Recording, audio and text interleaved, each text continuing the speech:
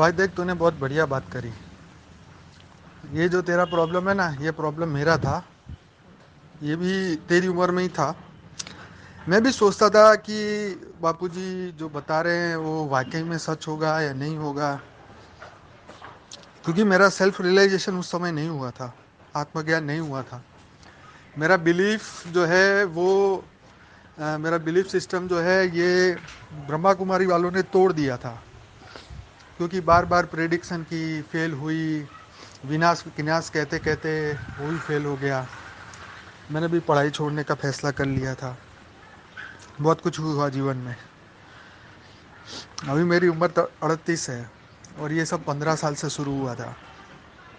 जब से समझना शुरू हुआ, तो इंसान को हमेशा से एक माइंड में हमेशा डर रहता है कि जो वो जानता है और मानता है वो सच है या नहीं।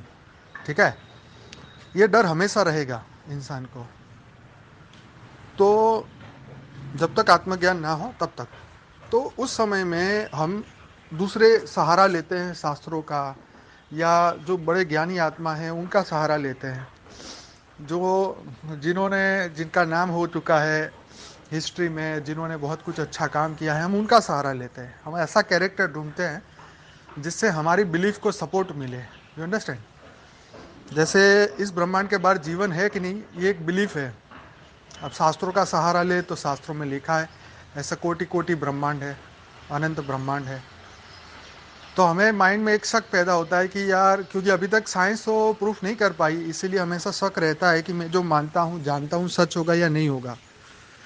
अब उसकी दूसरी पहलू ये है कि मान लो कि हम जो मान रहे वो गलत निकलता है, मतलब पृथ्वी के बाहर कहीं जीवन ही नहीं है। ठीक है, तो इससे मेरी आत्मा को क्या फर्क पड़ने वाला है? कहीं भी हम जो हमारा प्रश्न माइंड में खड़ा होता है उसका जवाब नहीं मिलता, जब तक हमें उस पर संशय रहता है। तो अपने आप को एक ही बात पूछो कि इससे मेरी आत्मा को क्या फ़र्क पड़ने वाला है। ठीक है, अब उसके जवाब से ही हमारा फ्यूचर तय होने वाला है। ठीक है, मान लो पृथ्वी के बाहर जीवन नहीं है तो भी मेरी आत्मा को क्या फ़र्क पड़ेगा, अगर पृथ्वी के बाहर जीवन है तो भी मेरी आत्मा को क्या फ़र्क पड़ेगा। ठीक है, पृथ्वी के बाहर जीवन है, अगर वो साइंस प्रूफ करता है तो मेरा ईगो सेटिस्फाइड होगा, या मेरी समझ और बढ़ेगी, या मेरा निश्चय और बढ़ेगा कि नहीं, मैं जो सोचता हूँ, जो मानता हूँ एकदम सही है। लेकिन कई मान्यताएं ऐसी होती है जो समय के साथ बदल जाती है।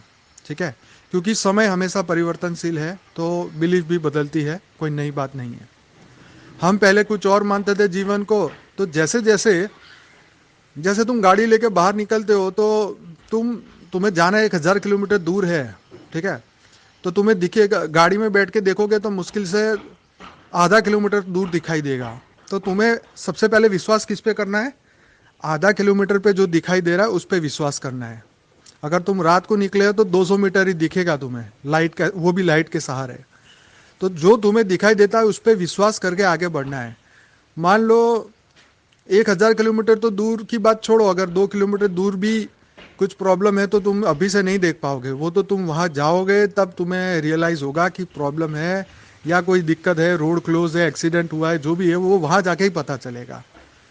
1000 किलोमीटर दूर का अभी बैठे बैठे तुम नहीं सोच सकते, ना ही देख सकते हो। इसीलिए तुम्हारा बिलीफ कितना होना चाहिए? ठीक है, ब्रह्मांड के उस पार बहुत कुछ है, बेहद का परम धाम है, ये सब सत्य है, ये सब बापूजी ने हमें बताया है। इसलिए हम उस पर सत्य, हमारा बिलीफ उनके ऊपर है, वो जो कहते हैं वो सच है, हमारा बिलीफ उनके ऊपर है। और सदगुरु का रोल भी यही है कि जब हमारा शरीर हो या ना हो, अब इसमें भी एक क्वेश्चन है कि अगर ये चीज़ गलत होती है या सही होती है तो क्या मेरी आत्मा पे क्या फ़र्क पड़ेगा? तो बापूजी ने जो कहा है हम उस पर बिलीव करते हैं, हमारा विश्वास बढ़ता है, तो हमारा विश्वास की शक्ति बढ़ने से उनसे प्रेम हमारा बढ़ता जाएगा। और जब भी हमारा ये शरीर हो या ना हो, कर्म बंधन के कारण शरीर छूट भी जाए, तो भी हमारा बिलीफ सिस्टम जो है तब भी काम करेगा, और हमारी आत्मा जो है उनके ही प्रभाव में रहेगी, चाहे वो जहाँ मर्जी जाएं, इस ब्रह्मांड के परम धाम में जाएं बापूजी, या यूनिवर्स को क्रॉस करके ये बेहद के यूनिवर्स में चले जाएं, या 1 लाख पीढ़ी से ऊपर चले जाएं, वो हमें ज़रूर लेके जाएंगे।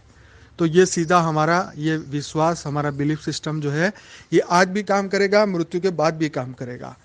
अब रही बात जो बापूजी बता रहे हैं वो कितना सही है कितना गलत है, वो तो अभी तो तुम नहीं देख सकते। एज अ ह्यूमन बहुत छोटी कैपेसिटी हमारी है ना। हमारे हमारे हाथ में अगर चींटी भी हो ना, तो हम इन आंखों से उस चींटी के हाथ पैर सब कुछ नहीं देख सकते।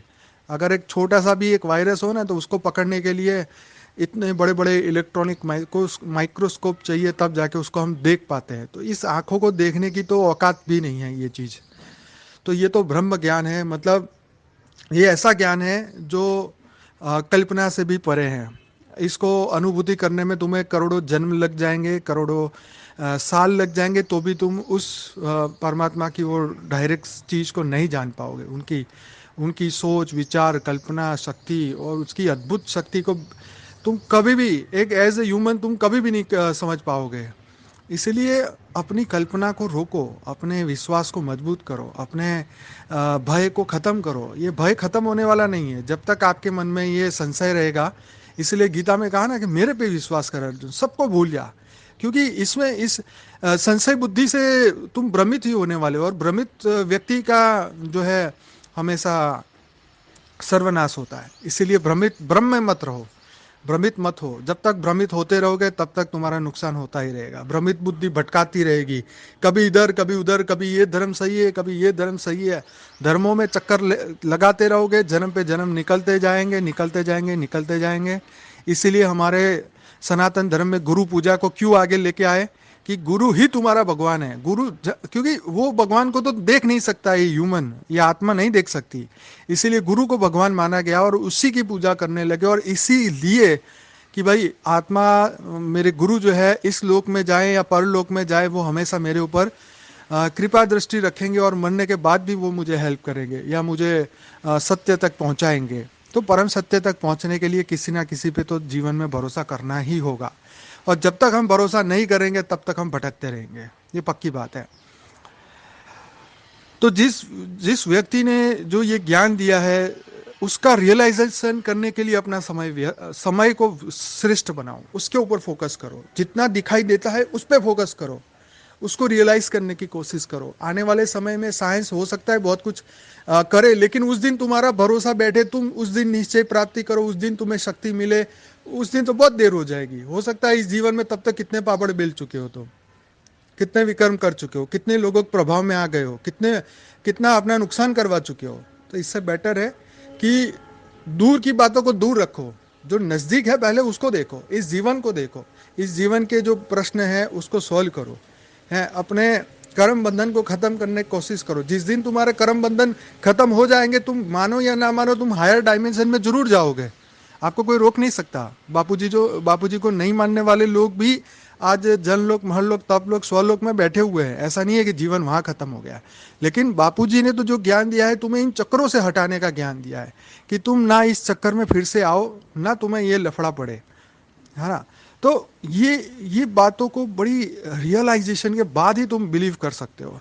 और जब तक इंसान अपना सब कुछ खोने को तैयार ना हो ना, तब तक तो ये जीवन में क्या 100 जन्म में भी उसको कुछ प्राप्ति नहीं होने वाली है। इतना विश्वास होना चाहिए तुम्हें अपने गुरु पे, अपने भगवान पे, है ना। तो जो हमारे क्रिएटर हैं, हमारे बेहद के दादाजी, हमारे जो आत्मा के क्रिएटर है, उस पर हमें कितना बिलीफ होना चाहिए। हम रहे या ना रहे, हमारे बिलीफ को कोई हिला नहीं सकता। इस मुकाम में जब बोलोगे ना, जब तुम चिल्ला के बोलने की ताकत रखोगे ना, उस दिन तुम्हारे अंदर परिवर्तन शुरू होगा, उस दिन तुम्हारे अंदर वो शक्ति आने लगेगी, है ना। तब तुम्हें सेल्फ रियलाइजेशन होगा, तब तुम्हें अंदर जो आत्मा में भय निकलेगा ना, तब आत्मज्ञान बाहर आएगा।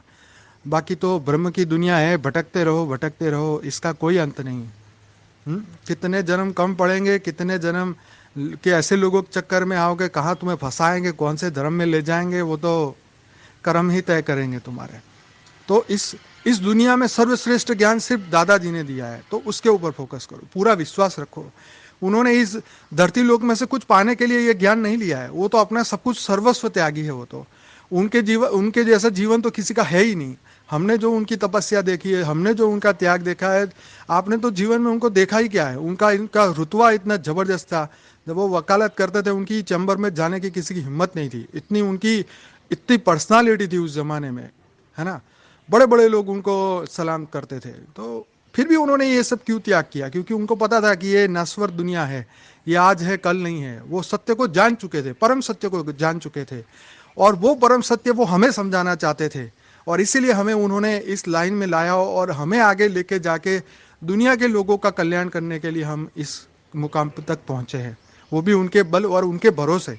तो हमें अपना बल और बुद्धि और भरोसा बढ़ाना है, विश्वास की शक्ति बढ़ानी है, ना कि कम करनी है।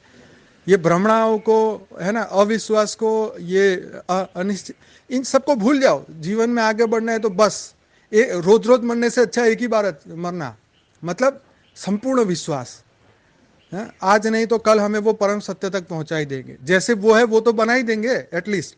और हम उनके जैसे बन गए तो इस धरती लोक में कैसे रहेंगे, कमाल की बात है।